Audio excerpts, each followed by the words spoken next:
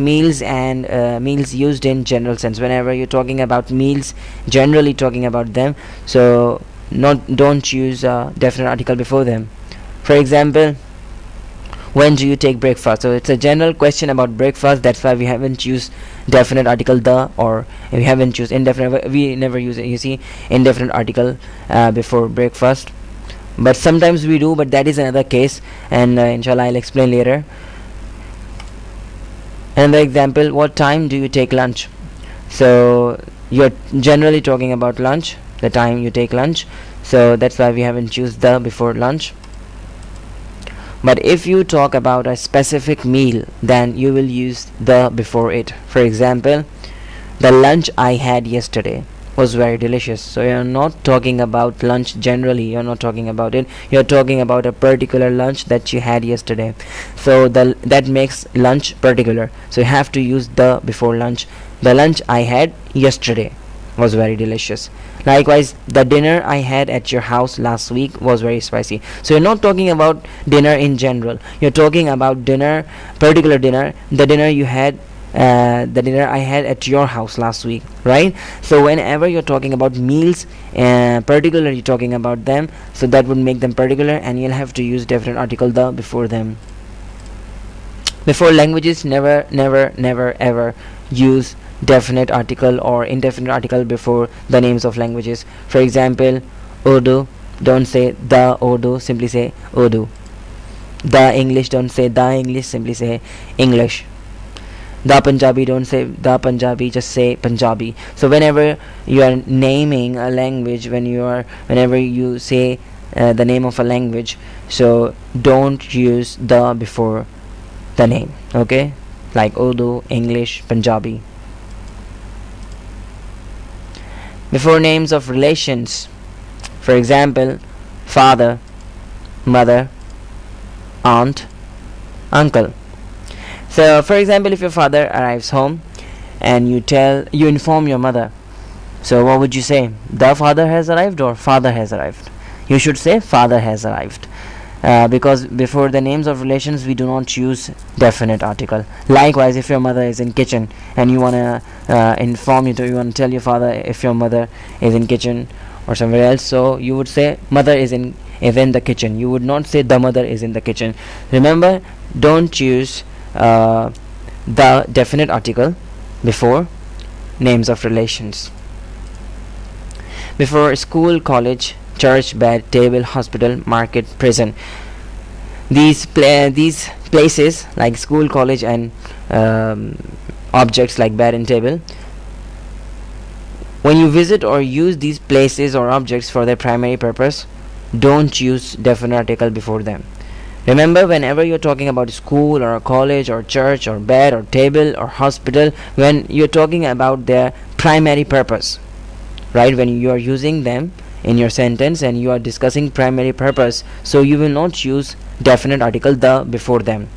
But for example, I learnt English at school. So everybody goes to school to learn something, and that is the primary purpose of school. So in this sentence you will not use the or a before school. Likewise, she goes to church every Sunday. So she goes to church every Sunday for what? To worship, right? For her prayers. So that's the primary purpose of building a church. So that's why we haven't used the. We cannot say she goes to the church, because here we are talking about the primary purpose of church. So whenever you're talking about primary purpose of places and objects like these, so you cannot use definite article before them. Another example, I sleep on bed. Bed are made for that. You see, beds are made for that. Beds are made to sleep on. So that's the primary purpose of bed. So I sleep on bed. So you cannot say I sleep on a bed or I sleep on the bed. You would simply say I sleep on bed. But the will be used with these words when we talk particularly of them rather than normal activity people go there for. So if you use these places like school, college, church, and you're not using them and discussing primary purpose, if you're not talking about their primary purpose, so you will have to use definite article before them. For example, the school is very far from my house. in this sentence you are not talking about primary purpose of school, but you are telling, you're talking about you're not talking about normal activity, you're talking about something else, right? You're telling that it is far from your house. So you will not say school is far from my house, you would say that school is far from my house, because in this sentence you are not discussing the normal activity that goes at school. Likewise, I met Ali at the church. So people do not go to church to meet people, people go to church to offer prayers, to worship. So that is here in this sentence you're not using church, and you're not discussing church, and you're not talking about normal activity of church. So that's why you have to say I met Ali at the church. You cannot say I met Ali at church. And another example is, the bed you bought is very expensive. The bed you bought is very expensive. You are not talking about the primary purpose of the bed, you are not talking about normal activity related to bed, but you are discussing something else. The bed you bought is very expensive. So that makes you have to use definite article the before bed. Okay, so I hope that it's clear. And you see, when you practically implement these things, and at the time of speaking you are careful with these things, so it's gonna be really very easy for you to explain and to others, and it's gonna be very easy for you to use definite article and indefinite article properly. And before means of transport, I'm sorry, that's my typing error, I could not rectify it, kindly forgive me for that. For example, we go to school by bus.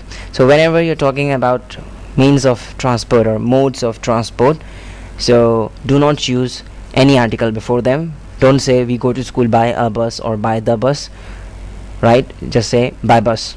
We go to school by bus. She went to Lahore by train. So by train, by bus, by airplane, by ship. So whenever you're talking about modes of transport, means of transport, so do not use any article before modes of transport. And that's all in this unit. Kindly don't forget to solve the exercise, because that's really very important, right? And inshallah we'll meet soon with another great lesson. Till then, goodbye and take care, and don't forget to inform others about the website www.a2zoFenglish.com, and see you later.